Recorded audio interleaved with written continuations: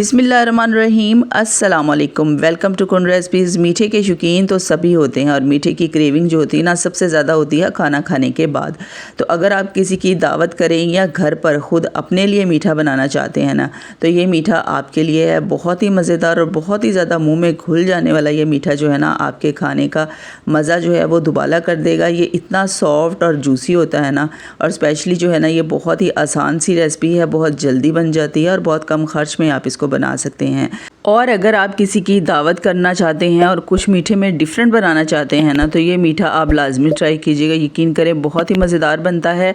मीठे की ये रेसिपी बहुत ज़्यादा पसंद की गई थी, पहले भी मैंने शेयर किया है, लेकिन आज हम बनाएंगे कुछ डिफरेंट तरीके से और कुछ आसान से तरीके के साथ, ताकि आपका जो खर्च है ना वो भी कम हो और मीठा भी बहुत मज़ेदार बने। तो रेसिपी को एंड तक देखिएगा। नए हुए तो चैनल को सब्सक्राइब करके बेल नोटिफिकेशन को ऑन ज़रूर कर लीजिएगा, ताकि आने वाली हर नई वीडियो का नोटिफिकेशन आपको टाइम पर मिलता रहे। तो रेसिपी स्टार्ट करते हैं। अच्छा, ये मीठा जो है ना तकरीबन 7 से 8 लोग इजीली खा सकते हैं।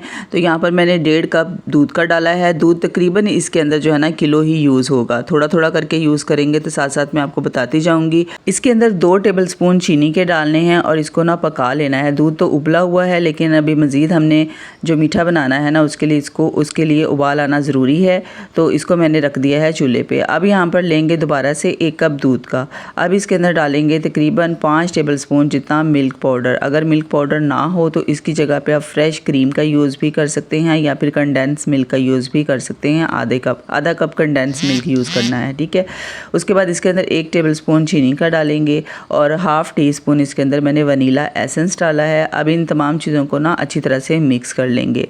अच्छा, जब ये दूध आपने यूज़ करना है ना, तो उसके लिए इस दूध का हल्का हल्का सा नीम गर्म होना बहुत ज़रूरी है। इसका यूज़ आगे चल के मैं आपको बताऊँगी। उसके बाद दोबारा से आधा कप लेंगे दूध का। इसके अंदर डाले हैं 2 tablespoon custard powder. Custard powder जो है ना फ्लेवर आप अपनी पसंद का ले लें। मैंने इसके अंदर स्ट्रॉबेरी फ्लेवर डाला है। इसको अच्छी तरह से ना मिक्स कर लेंगे। मिक्सिंग अच्छी तरह से करनी है ताकि कस्टर्ड की जो गुठलियाँ ना वो अच्छी तरह से इसमें से ख़त्म हो जाएँ, ठीक है, अच्छे से डिज़ोल्व हो जाए। इसको मिक्स करके रख लेंगे। अच्छा, इस मीठे में जो है ना आपने कस्टर्ड पाउडर की जो क्वांटिटी है ना इसका भी ख़ास ख्याल रखना है। बस 2 टेबलस्पून से ऊपर बिल्कुल नहीं डालना है। अब इस दूध को उबाल आ चुका है। पकते हुए दूध के अंदर मिक्स किया हुआ कस्टर्ड पाउडर वाला दूध जो है ना वो डाल देंगे। चम्मच चलाते जाएंगे। अब इसको हमने पकाना है इतनी देर तक कि ये अच्छी तरह से गाढ़ा हो जाए और साथ ही इसके अंदर जो कच्चापन है ना वो भी ख़त्म हो जाए। जैसे ही कस्टर्ड वाला दूध डालेंगे ना इसके अंदर, तो ये गाढ़ा होना शुरू हो जाएगा। तो चम्मच आपने चलाते रहना है और तकरीबन उबाल आने के बाद ना 7 से 8 मिनट तक मीडियम फ्लेम पे इसको पका लेना है, ठीक है। तो बस इसकी जो कंसिस्टेंसी है ना वो बहुत ज़्यादा थिक नहीं रखनी है, इसको हमने रनिंग फॉर्म में ही रखना है। तो बस इस तरह से ना आपने 7 से 8 मिनट तक पकाने के बाद फ्लेम बंद कर देनी है। इसे ठंडा कर लेना है और इसको ना एक बाउल में निकाल लेंगे, ठीक है। तो यहाँ पर ये देखिए इसको मैंने निकाल लिया है। बस इसकी कंसिस्टेंसी जो है ना वो बस इतनी सी ही चाहिए है, इससे ज़्यादा थिक बिल्कुल नहीं करनी है।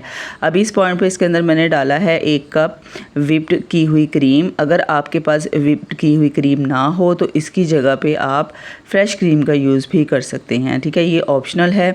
मेरे पास व्हिपिंग क्रीम मौजूद थी तो मैंने इसके अंदर व्हिपिंग क्रीम डाल ली है। तो अब व्हिपिंग क्रीम जो है ना ये जमी हुई थी, तो इसके अंदर डाल के ना ये बिटर जो है ना इसकी मदद से इसको अच्छे से बीट कर लेना है। 2 से 3 मिनट आप ऐसे ही रख देंगे ना तो ये अच्छी तरह से खुद ब खुद इसके अंदर मेल्ट होके कस्टर्ड के अंदर मिक्स हो जाएगी। लेकिन मुझे ये मीठा जल्दी तैयार करना था, इसलिए मैंने इसको अच्छी तरह से ना बीट कर लिया था। 1 से 1.5 मिनट ही लगेगा और अच्छी तरह से इसमें से जो है ना ये इसके व्हिपिंग क्रीम के जो लम्स हैं ना ये सारे इसके अंदर मिक्स हो जाएंगे कस्टर्ड के अंदर, ठीक है जी। तो इसको मिक्स करके रखेंगे अब एक साइड पर। अब यहाँ पर लेंगे ब्रेड के मैंने इसके अंदर तकरीबन 7 से 8 स्लाइस यूज़ हुए थे इस मीठे में। तो आपको अगर ब्रेड पसंद नहीं है तो इसकी जगह पे आप फ्रूट केक का यूज़ भी कर सकते हैं, लेकिन ब्रेड के साथ भी ये मीठा बहुत ही मज़ेदार बनता है। इसके किनारे अलग कर लेंगे। किनारे जो हैं इनके क्रम्स बना के रख लें और ये जो स्लाइस है इनको हमने यूज़ करना है। तो यहाँ पर जिस दूध के अंदर मैंने मिल्क पाउडर डाला था ना इसके अंदर इनको डिप करना है। ब्रेड के स्लाइसिस को डिप करने के बाद ना जल्दी से निकाल के जिस भी सर्विंग बॉल में या ट्रे में आपने ये मीठा सेट करना है ना, सर्व करना है, उसके अंदर आपने इनको वेट करके अच्छी तरह से दूध के साथ तो इस तरीके से इसके अंदर सेट कर देना है। इस तरीके से जो है ना ब्रेड बहुत ज़्यादा सॉफ्ट हो जाएगी, बहुत ज़्यादा नरम हो जाएगी। तो जब आप ये मीठा खाएंगे ना तो बिल्कुल भी फील नहीं होगा कि इसके अंदर आपने ब्रेड का यूज़ किया है, ठीक है। तो बस इस तरीके से ना आपने अब लेयर लगा देनी है क्रीम वाले कस्टर्ड की। और उसके बाद यहाँ पर मैंने स्ट्रॉबेरीज़ ली थी, इनकी कटिंग कर ली है। इसके छोटे छोटे से चंक्स बना के ना इस तरीके से फैला देंगे। अब दोबारा से ब्रेड का स्लाइस लेंगे, इसको दूध में डिप करेंगे। अच्छी तरह से डिप करने के बाद ना फ़ौरन से निकाल के इसको इसी तरीके से सेट कर देना है। अच्छा, ये दूध वही वाला है जिसके अंदर मैंने मिल्क पाउडर मिक्स किया था, ठीक है।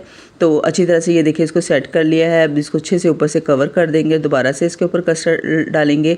बस इसी अमल को ना आपने दोबारा फिर से रिपीट करना है। ये मीठा जो है ना तकरीबन 6 से 7 लोग आराम से ईज़िली खा सकते हैं। बहुत ज़्यादा मीठे के शौकीन जो है ना वो फिर क्वांटिटी जो है डबल कर लें, ठीक है। और इसके लिए फिर आपने बाउल का यूज़ जो है वो भी बड़े वाले का करना है, ठीक है। तो यहाँ पर लास्ट वाली जो लेयर होगी ना वो हम लगाएंगे कस्टर्ड की। और उसके बाद इसके ऊपर बादाम और पिस्ता इस तरह से आपने बारीक बारीक कटिंग कर लेनी है और इसके ऊपर स्प्रेड कर देने हैं। और इसको फ्रिज में रखना है तकरीबन 1 से 1.5 घंटे के लिए फ्रीज़र में, ठीक है। अच्छी तरह से जब ठंडा हो जाए ना उसके बाद आपने ये सर्व करना है। यकीन करें बहुत ही मज़ेदार, बहुत डिलीशियस बनता है। खाने में इसका जो टेस्ट है ना वो बहुत ही ज़बरदस्त और बहुत लेवल का है। आप लाजमी ये ट्राई कीजिएगा, इंशाल्लाह मुझे पूरी उम्मीद है आपको बहुत ज़्यादा पसंद आएगा। तो पसंद आए तो लाइक कमेंट कीजिएगा, वीडियो को सबके साथ शेयर कीजिएगा। मिलते हैं एक और ऐसी ही मज़ेदार सी रेसिपी में। अपना बहुत सारा ख्याल रखिएगा, दुआ में याद रखिएगा। अल्लाह हाफिज़।